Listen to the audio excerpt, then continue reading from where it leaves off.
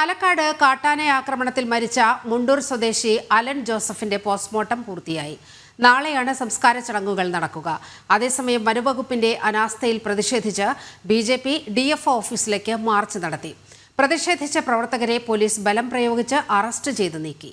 മുണ്ടൂരിൽ ഹർത്താലും പൂർണ്ണമായിരുന്നു. പാലക്കാട് മുണ്ടൂരിൽ കാട്ടാന ആക്രമണത്തിൽ യുവാവ് കൊല്ലപ്പെട്ട സംഭവത്തിൽ വ്യാപക പ്രതിഷേധമാണ് ഉയർന്നത്. വനംവകുപ്പ് അനാസ്ഥയിൽ പ്രതിഷേധിച്ച് BJP പ്രവർത്തകർ DFO ഓഫീസിലേക്ക് മാർച്ച് നടത്തി.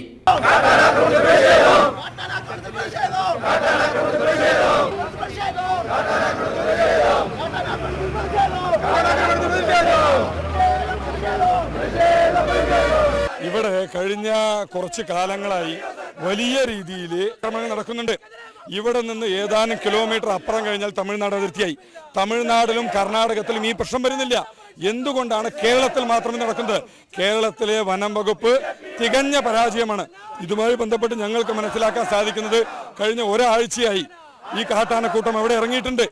ഇതേ സ്ഥലത്ത് ഒരു വർഷം മുൻപ് 1-2 വർഷങ്ങൾക്ക് മുൻപാണ് ഒരാളെ ആന ചവിട്ടിക്കൊന്നത്.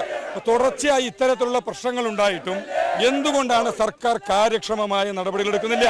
ശാശ്വതമായ പരിഹാരം ഉണ്ടാവുന്നില്ല.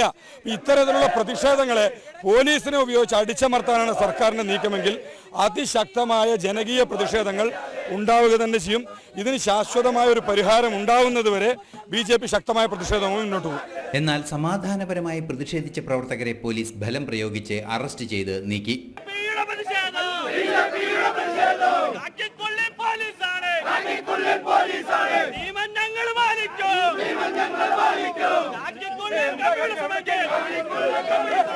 അതേസമയം മുണ്ടൂരിൽ CPM ഹർത്താൽ പൂർണ്ണമായിരുന്നു.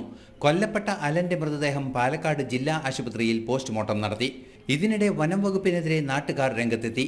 ജില്ലാ ആശുപത്രിയിലേക്ക് എത്തിയ A. പ്രഭാകരൻ MLAക്ക് നേരെയും ചിലരുടെ പ്രതിഷേധമുണ്ടായി. ഒടുവിൽ 5 ലക്ഷം രൂപ ഉടൻ തന്നെ അലൻ ജോസഫിന്റെ കുടുംബത്തിന് ധനസഹായം നൽകുമെന്നും അമ്മ വിജിയുടെ ചികിത്സയ്ക്കായി 2 ലക്ഷം രൂപ നൽകുമെന്നും അധികൃതർ അറിയിച്ചു. പോസ്റ്റ്മോർട്ടം പൂർത്തിയാക്കിയ മൃതദേഹം പാലക്കാട്ടെ സ്വകാര്യ ആശുപത്രിയിലെ മോർച്ചറിയിൽ സൂക്ഷിച്ചിരിക്കുകയാണ്. നാളെയാണ് സംസ്കാരം നടക്കുക. കാട്ടാന ആക്രമണത്തിൽ പരിക്കേറ്റ അമ്മ വിജി ഇപ്പോഴും തൃശൂർ മെഡിക്കൽ കോളേജ് ആശുപത്രിയിൽ ചികിത്സയിൽ കഴിയുകയാണ്. ജനം, പാലക്കാട്.